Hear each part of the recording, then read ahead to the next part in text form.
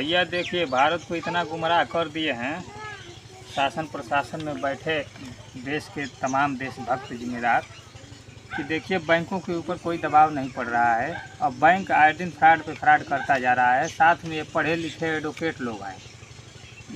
एक जनसूचना के माध्यम से एक सूचना चाही गई थी। ये ख्वाजा जहाँपुर गांव का मामला है और ये समूह लोन का है, भारत फाइनेंस का, जो फिलहाल में कृष्ण विहार कॉलोनी में स्थित है।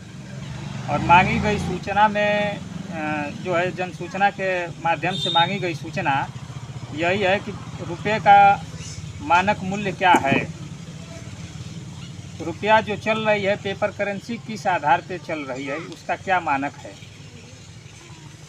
तो हमने राष्ट्रीय भाषा हिंदी में हमने उनको सूचना मांगी थी लिख करके लिखित में। और ये एडवोकेट साहब ने ये देखिए, ये अंग्रेज़ों की भाषा है और इंग्लिश में ये दे रहे हैं। इससे यह प्रतीत हो रहा है कि ये ब्रिटिश इंडिया गवर्नमेंट के कानूनों को गतिशील बनाने में लगे हुए हैं और यह अंग्रेज़ों की भाषा है। तो पढ़े लिखे एडवोकेट साहब ने तो इतने जानकार हैं और इसमें जो भी दिए हैं हमें सूचना, मैं इनकी सूचना इनको वापस भी कर रहा हूँ। इनको वापस कर दूंगा कि इस सूचना में हमारे मांगी गई सूचना बिंदुवार जो है उससे संबंधित कोई इसमें जानकारी हमें प्राप्त नहीं कराया गया है। यह भयावह सूचना दिया गया है, जिसके वजह से हम इनको वापस डाक द्वारा, भारतीय डाक द्वारा इनको हम वापस करेंगे। आप सूचना में क्या मांगे हैं? हम सूचना में यही मांगे हैं कि आप जिस रुपए से प्रतिदिन लेन देन कराते हैं उस रुपए का मानक मूल्य छाया प्रतिलिपि क्या है।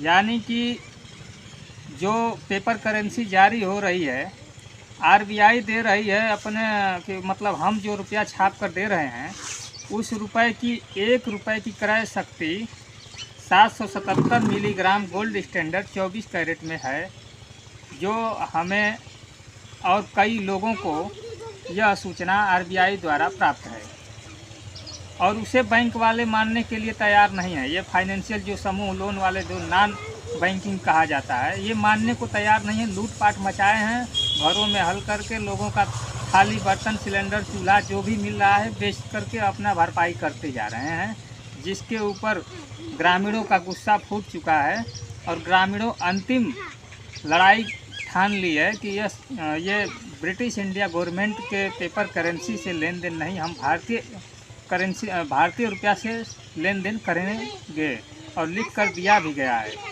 तो ये भारतीय रुपया को मानने को तैयार नहीं है। प्रत्येक नोट पे लिखा हुआ है, गवर्नर ने साफ कर दिया है कि मैं धारक को 10 रुपये अदा करने का वचन देता हूँ। वो वचन किस चीज़ का दे रहा है भाई?